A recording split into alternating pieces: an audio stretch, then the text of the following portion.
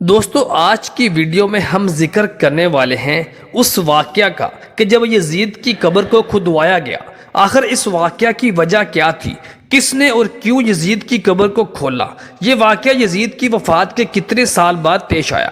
دوستو یزید نے اپنی زندگی میں ہی اپنے بیٹے معاویہ ابن یزید کو اپنا جانشین مقرر کر دیا تھا۔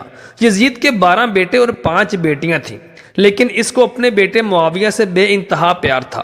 اس کی تعلیم و تربیت بھی شہزادوں کی طرح ہی کی گئی تھی۔ یزید چاہتا تھا کہ اس کا یہ بیٹا اس کا حقیقی جانشین بنے۔ یزید نے حکومت سنبھالتے ہی اپنے دونوں بیٹوں خالد اور معاویہ کو اس وقت کے بہترین استاد عمر المقصوص کے مکتب میں 3 سال کے لیے بھیج دیا۔ شیخ عمر المقصوص بھی جانتے تھے کہ یزید کا جانشین معاویہ ہے، اسی لیے انہوں نے اس کی خوب تربیت کی۔ 61 ہجری میں جب واقعہ کربلا پیش آیا تو شیخ المخصوص کو بہت تکلیف پہنچی، کیونکہ آپ کا دل محبت اہل بیت سے تڑپتا تھا۔ اسی لیے آپ نے یزید کے ان دونوں بیٹوں کو عظمت اہل بیت سے خوب روشناس کروایا۔ ایک طرف کربلا کا واقعہ پیش آیا اور جگہ جگہ یزید کے خلاف بغاوت اٹھنے لگی، تو دوسری طرف معاویہ جو یزید کا جانشین تھا، اس کی تربیت ایک سچے عاشق رسول کر رہے تھے۔ واقعہ کربلا کے تیسرے سال یعنی کہ 683 عیسوی میں یزید عبرتناک موت سے دوچار ہوا تو معاویہ ابن یزید 20 سال کی عمر میں تخت نشین ہوا۔ جیسے ہی معاویہ ابن یزید تخت نشین ہوا تو استاد محترم کی محنت رنگ لائی اور اس نے آتے ساتھ ہی واقعہ کربلا کی تحقیقات کی اور محض 40 دن کے اندر اندر لوگوں کو اس بیت سے آزاد کر دیا۔ بعض روایات میں آتا ہے کہ معاویہ ابن یزید نے 3 ماہ حکومت کی۔ 20 سال کی عمر جوانی کا ایسا دور ہے کہ جب انسانی خواہشات کی منہ زوری عروج پر ہوتی ہے۔ یزید کا جانشین ہونے کی حیثیت سے معاویہ ابن یزید اپنی تمام خواہشات کو بآسانی اپنے باپ کی طرح پورا کر سکتا تھا، لیکن معاویہ ابن یزید نے تخت پر بیٹھتے ہی واقعہ کربلا کی تحقیقات کی اور حالات کا بہت باریک بینی سے جائزہ لیا۔ جب اس نے دیکھا کہ میرے باپ نے اسلام اور مسلمانوں کو کس قدر عظیم نقصان پہنچایا ہے کہ وہ ایک ایسے دوراہے پر کھڑا ہے کہ حکومت کی باغ دوڑ تھامے رہے اور ظلم و ستم اور عیش و عشرت کا بازار گرم رکھے، یا تخت و تاج کو چھوڑے اور اپنے آپ کو ان ہولناک گناہوں اور دردناک عذابات سے دور رکھے، بالآخر اس نے فیصلہ کر ہی لیا۔ اس کا فیصلہ ان سچی تعلیمات اور اس ایمان کے طفیل ہی ممکن ہوا جو اس کے رگو پے میں شامل ہو چکا تھا۔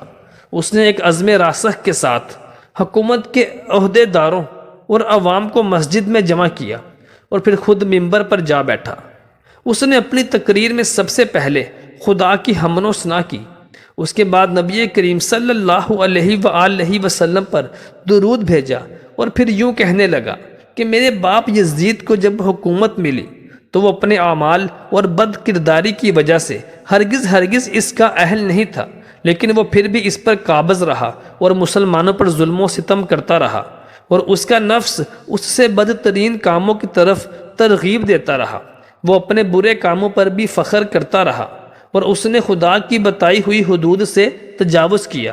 رسول اللہ صلی اللہ علیہ وآلہ وسلم کی اولاد پر اس نے بدترین مظالم ڈھائے، لیکن اس کی حکومت کی مدت بہت ہی تھوڑی تھی اور بہت ہی جلد اس کی شرمناک زندگی کا خاتمہ ہو گیا، اور آج وہ اپنے اعمال کے حساب و کتاب میں الجھا ہوا ہوگا۔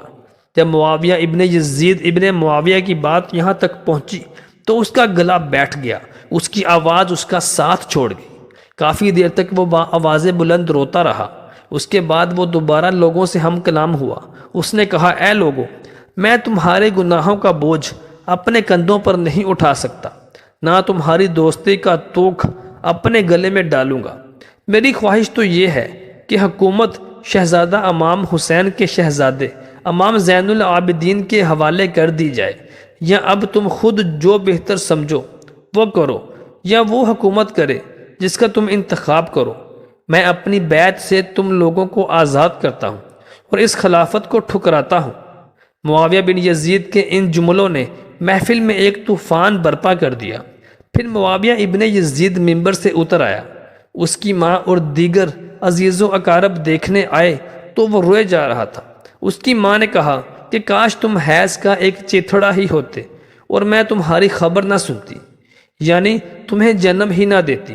اس نے کہا کہ خدا کی قسم میں بھی یہی چاہتا ہوں، اگر میرے خدا نے مجھے معاف نہ کیا تو میرے لیے برا ہو۔ اس کے بعد بنو امیہ نے اموی شہزادے مروان بن حکم کے ہاتھ پر بیعت کر لی اور اسے تخت پر بٹھا دیا۔ مروان نے اپنا دارالحکومت مستقل طور پر دمشق میں منتقل کر دیا۔ بنو امیہ نے شیخ عمر المقصوص کو زندہ درگور کر دیا کہ تم نے ایسی تربیت کیوں کی کہ معاویہ ابن یزید نے بھرے دربار میں بنو امیہ کو رسوا کر دیا۔ اس کے چند دن بعد ہی معاویہ ابن یزید کو بھی زہر دے دیا گیا۔ 684 عیسوی سے 685 عیسوی تک مروان بن حکم نے حکومت کی۔ پھر اس کی وفات کے بعد مروان کے بیٹے عبد الملک نے 685 سے 705 تک ایک طویل عرصے تک حکومت کی۔ پھر 705 سے 715 تک عبد الملک کے بیٹے ولید نے حکومت کی۔ اسی دور میں سندھ، اندلس اور دیگر بہت ساری ریاستیں فتح ہوئیں۔ اس دور میں شہزادہ حضرت امام زین العابدین رحمۃ اللہ علیہ کو بھی زہر دیا گیا۔ 715 سے 717 تک ولید ابن عبد الملک کے بھائی سلمان بن عبد الملک نے حکومت کی اور اس کے بعد عمر بن عبد العزیز معجزانہ طور پر تخت نشین ہوئے، لیکن ان کو بھی زہر دے دیا گیا۔ 720 سے 724 تک ولید بن عبد الملک اور سلمان بن عبد الملک کے بھائی یزید بن عبد الملک نے حکومت کی باغ دوڑ سنبھالے رکھی۔ اس کے بعد حشام بن عبد الملک بن یزید بن ولید ابراہیم بن ولید نے حکومت کی اور 750 عیسوی میں بنو امیہ کی حکومت کا تخت بنو عباس نے الٹ دیا۔ بنو امیہ کا آخری حکمران مروان ثانی ایک انتہائی سست اور ڈرپوک حکمران تھا۔ اس نے ابو مسلم خراسانی کے ہاتھوں شکست کھائی اور یوں بنو عباس کی حکمرانی شروع ہوئی۔ تاریخی کتابوں میں درج ہے کہ ابو مسلم خراسان نے بنو عباس کے ابو جعفر المنصور اور ان کے بھائی ابو العباس الصاف کو حکمرانی سونپ دی۔ اسی طرح بنو عباس کے پہلے حکمران ابو العباس نے آتے ہی بنو امیہ کا نام و نشان مٹانے کی قسم کھائی اور بہت سے لوگوں کو قتل کر دیا گیا اور کربلا کے واقعہ میں ملوث تمام کرداروں کی قبروں تک کو کھود دیا گیا۔ اسی طرح بنو عباس کے حکمران عباس الفاف نے یزید کی قبر کو بھی کھدوایا اور یہ کام اس نے اپنی زیر نگرانی کروایا۔ وہ چاہتا تھا کہ یزید کو قبر سے نکالے اور اس کی لاش کو سولی پر لٹکائے۔ چنانچہ یزید کی وفات کے 65 سال بعد جب یزید کی قبر کھولی اور حکمران ابو جعفر ابو العباس کی نگرانی میں اس کی قبر کو کھدوایا گیا، لیکن جب قبر کو کھولا گیا تو سب یہ دیکھ کر حیران رہ گئے کہ اس میں لکڑیوں کی راکھ، بدصورت کتے اور ایک اژدہے کے سوا کچھ بھی نہ تھا۔ محترم دوستو، آل رسول اور اللہ تعالیٰ کے دین کے ساتھ اس طرح کا ظلم و ستم اور کھلواڑ کرنے کا نتیجہ آپ نے یزید کی زندگی میں بھی ملاحظہ کر لیا، اور اس کی موت کے بعد بھی جب اس کی قبر کو کھودا گیا تو اس کی قبر کے اندر بھی ضلالت کے وہ آثار نمودار تھے کہ جس کو دیکھ کر لوگ حیران رہ گئے۔ اللہ تعالی ہم سب کا حامی و ناصر ہو۔